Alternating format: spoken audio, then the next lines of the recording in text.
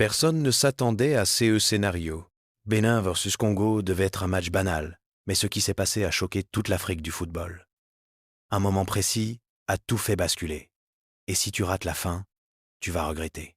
Regarde jusqu'à la dernière seconde pour comprendre pourquoi ce match va marquer la CAN. Abonne-toi maintenant, like et active la cloche pour ne rien rater des prochaines analyses explosives.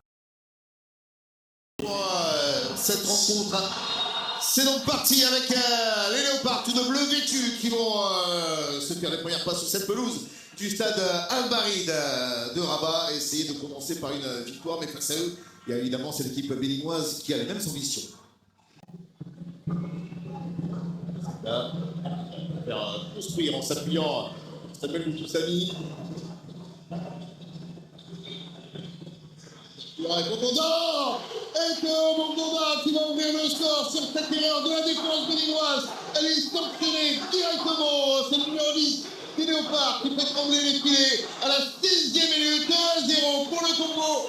La République démocratique du Congo prend l'avantage. Quel coup du sort là avec ce but de la RDC. La mésentente elle est terrible, hein. L'image aussi est terrible.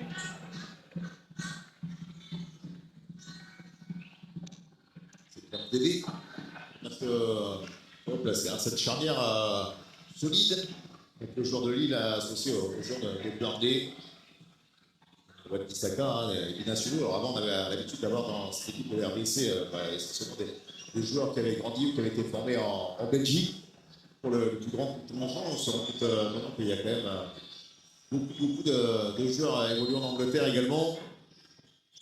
On a réussi à attirer dans le projet congolais. La championne du monde. C'était Dodo Doku qui avait réussi à surprendre Lionel Pazzi. Ça flirte avec le poteau droit des buts congolais. Encore une fois, hein, exécuté.